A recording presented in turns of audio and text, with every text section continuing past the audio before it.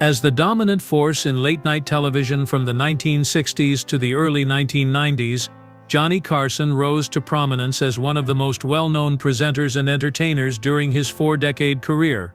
Even though the well-known talk show presenter has conducted interviews and had conversations with many notable people, he is infamously unhappy with one in particular. We'll talk about the visitors that Johnny Carson couldn't stand, as well as his alleged favorites, in today's movie. Don't let this chance go away, so keep watching. The identity of Johnny Carson should be discussed before we get to the big topic. John William Carson, who was born on October 23, 1925, was originally from Corning, Iowa. Homer Lloyd Kit Carson and Ruth Elizabeth gave birth to him in the midst of their family. His family relocated to Norfolk, Nebraska when he was 8 years old, and he grew up there. Magic is the ideal activity for kids, isn't it? Carson has developed a passion for and aptitude for the performing arts since he was a little lad. When Carson, then 12 years old, discovered a magic book, he did exactly that. His subsequent acquisition was a magician's kit, which he promptly tested in front of his loved ones. Let's start with a chance game. His parents, especially his mother, were always there for him. She even made him a cape to wear to his performances at the local Kiwanis Club. At the age of 14 he gave his first performance for $3. Soon after he had a lot more concerts. The fact that young Carson was already achieving success in Hollywood made it appear as though fate had already chosen him.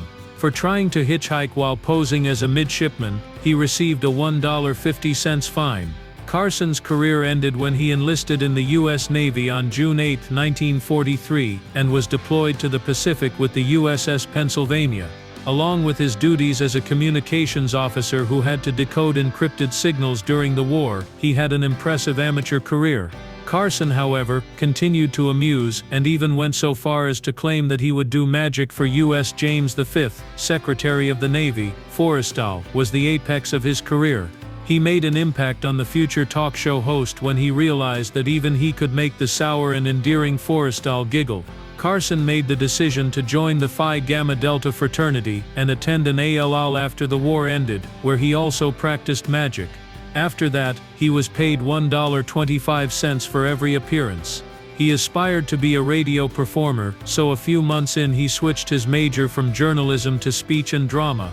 Following graduation in 1950, Carson started working as a broadcaster at WOW Radio. Carson's ability was evident, despite his lack of experience on the field. Shortly after he aired a morning TV show called The Squirrel's Nest. His career therefore flourished. And who do you trust? He went on to host Johnny Carson's program, which was well-liked, but had a modest budget. After his victory, Whoever Do You Trust? He was invited by NBC to replace Jack Paar as the show's temporary host until his departure. Like many others, Parsons declined the opportunity because of the intense pressure to perform interviews lasting 105 minutes. Ultimately, in February 1962, NBC was successful in signing him. And then there was a report of what had happened. Johnny Carson hosted the program, which was originally called The Tonight Show, starring Johnny Carson, until May of 1992. During his tenure on the program, Carson helped launch the careers of contemporary celebrities, including Andy Kaufman, Ellen DeGeneres, Eddie Murphy, and Jim Carrey. Carson has conducted interviews with a number of well-known individuals while hosting the late-night show. Nevertheless, the presenter always hated one guy, British-born comedian Bob Hope, a multi-talented performer. Bob Hope is a centenarian, with a career spanning over 8 decades. He is renowned for his comedy abilities, acting skills, and production abilities. Were you aware, more than any other actor, Hope hosted the Academy Awards 19 times throughout his lifetime? This American performer of British descent achieved everything, and lived to reach 100 years old. Despite being born Leslie Towns Hope, he was as well known as everyone remembered. Born on May 3rd, Bob Hope came from humble beginnings. In order to earn money, he started doing stand-up comedy, singing and dancing on the streets. He was the 6th kid in a family of 7. Like Carson, he was very adaptable and briefly tried his hand at boxing under the alias Packy East. After a tree smashed Hope's face in 1921, while he was working as a lineman, he needed reconstructive surgery, which is what gave him his unique appearance later in life. In 1934, he had a busy early career doing Broadway musicals and vaudeville acts before switching to radio appearances, primarily with NBC. He starred in films from 1934 to 1972, but it was his regular TV show hosting in the 1950s that truly launched his career. He was celebrated as a pioneer in American stand-up comedy, and received praise from critics, audiences and fans for his comedy timing and one-liners. Hope will also be remembered for his self-deprecating comments, for which he was famous, and always started by complimenting himself before tearing himself down. He is a funny person at heart, despite everything he has done and achieved. Carson never warmed up to him, especially in his latter years. Johnny Carson never explicitly said that he didn't like Bob Hope. Numerous evidence, however, indicates that the popular talk show host didn't like the second choice. The publication of a certain book was necessary to establish the elephant in the room. Richard Zoglin wrote Bob Hope's biography, Hope Entertainer of the Century, which Simon Schuster published. Because Bob Hope appeared on The Tonight Show so frequently in the 1970s and 1980s, many people thought that he was one of Carson's favorite guests. The truth, however, is rather different. He didn't get along well with Carson. Though he respected Hope, the talk show host had a good reason for not like him. First of all, Hope presents herself in a consistent manner. For him it seems like a spiritual initiation. Occasionally the comic would appear on the show as a surprise guest and leave the stage without warning as the credits rolled. In order to build anticipation for his next appearance, he would then introduce a reel of pre-recorded highlights and engage Carson in a quick conversation with his prepared quips. Hope would depart as soon as he appeared on the show, acting as though he was always traveling. Because this act went on for all of his appearances, you can only imagine how worn out everyone is, especially the host. Though they had a lot in common, Carson and Hope were never truly friends or co-workers. Despite his regard for Hope's role in the entertainment business, Carson was not a big admirer of Hope's work, according to Tonight Show producer Peter LaSalle. NBC's top performers at the time were these two men, whose comic approaches were exact replicas of one another. Carson's humor was more sophisticated, but Hope's humor was more current affairs-oriented, with news jokes that steered clear of political opinions. The latter, especially when hosting Hope, possessed a talent for improvisation that he did not. The latter's routines were written by his team of writers, and Hope's obvious lack of improv skills made it much more difficult for him to come up with impromptu jokes. In a way, the two men were competitors because Carson knew that Hope was the only other NBC star who could challenge Carson's authority. In contrast, Hope, who had been NBC's primetime star since 1950, was in excellent spirits. Thus Carson could not refute that. Additionally, Hope was the most popular radio star on NBC in the 1930s and 1940s, despite popular cultural allusions to the contrary. Carson hated the other man for a number of reasons, including the fact that he nearly got an appearance on The Tonight Show without even a preamble, something Hope could achieve effortlessly. He would often do it when he wanted to promote anything, and believe me, he had something to promote almost constantly. LaSalle remembers the annoyed tone Carson used every time Hope booked himself on the program. However, Carson would always say, "No, you can't turn down Bob Hope," whenever the producer asked whether the talk show host wanted to refuse. The comic was aware of the great regard that NBC management had for Bob Hope since he had helped bring the network to prominence. But in an attempt to maintain a cordial relationship, NBC gave him the freedom to appear on the show whenever he wanted. The appearance of Bob Hope at the last minute annoyed Carson. Not only that, but he was specifically instructed to ask them in the exact order they were listed, preventing any room for creativity, in order to maintain his farce. Richard Zoglin, Hope's biographer, wrote in the comedian's autobiography that Hope's declining hearing and eyesight made it more and more difficult for him to make cameos in his latter years. Carson's questions. If Hope asked a question out of order, he may get a different answer.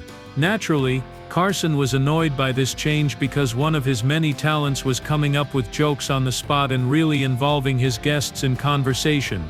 When Carson wrote a biography on his time with Bob Hope, he said that he detested the interview because it was so rehearsed and thorough, including a lengthy list of comedians who don't SN since Hope's appearances caused the show's ratings to drop. Additionally, he won't listen to Jeff Sulzing, the producer of tonight's program and Carson's nephew, and insists on utilizing 5-minute highlight clips even though Sulzing advised against using more than 2 minutes. Frankly speaking, Johnny Carson has been embroiled in a number of well-known conflicts, such as those with Wayne Newton, Joan Rivers and Rich Little. On the other hand, Bob Hope would have to be his least favorite visitor. It's safe to suppose that Johnny Carson had other memorable guests that had an impact on him and his audience, especially since Bob Hope was the talk show host's least favorite. The Tonight Show had a number of prominent guests, including fellow singer and entertainer Frank Sinatra. One thing to remember is that Sinatra was rarely interviewed, and when he was, very few people ventured to ask him questions. You hardly seldom get to see Sinatra roasting someone, but when you do, it's usually on the sofa of The Tonight Show with Don Rickles by his side. It was all good and harmless, if anything, since it let Sinatra feel at ease enough to show off his individuality. When she was 7 years old and sat on the couch on The Tonight Show, Drew Barrymore was ecstatic. She informed the talk show host that getting to meet the well-known Carson, who starred in Steven Spielberg's E.T., had been her lifetime desire. The famous movie and radio broadcaster also had an insightful visit on The Tonight Show in 1976. Wells brazenly expressed his opinion that radio was the ultimate form of entertainment medium during his guest appearance, because you would have to listen to the speaker.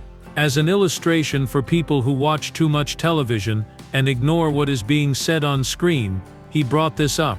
There is evidence to support Wells' assertions, even in the present day. The Tonight Show is one of his most memorable TV performances because he was able to laugh and joke about Carson. It was also a joy to welcome American comedian and actor Robin Williams on The Tonight Show.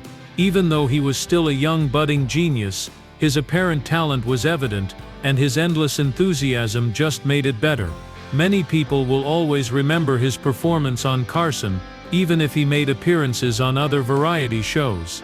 In 1982, one of the most well-known American newscasters ever, Walter Cronkite, asked Johnny Carson about his life since his final broadcast. Similar to Wells' interview, Cronkite's visit was enlightening, since he and Carson talked about the problems with TV news at the time, and the impartiality of TV reporters.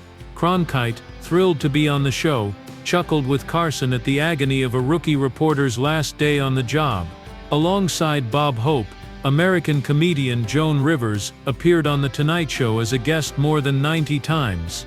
Well, if you think Mix.net is real, Rivers became one of the most well-liked guest hosts very fast, because of the audience's enthusiastic reception of her. She eventually expanded her own television network, and stopped making appearances on The Tonight Show. According to reports, she told Carson that she intended to start her own program shortly before hers debuted. After that, the latter decided she could not return to his show.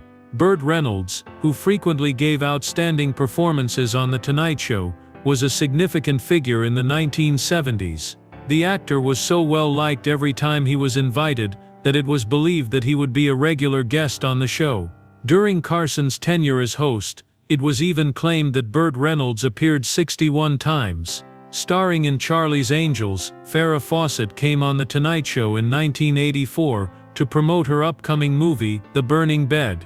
Given the stark contrast between her work and her usual fan and viewer fodder, it's no surprise that many people tuned in. This time she plays a beaten woman who decides to burn down her house to defend herself and her kids.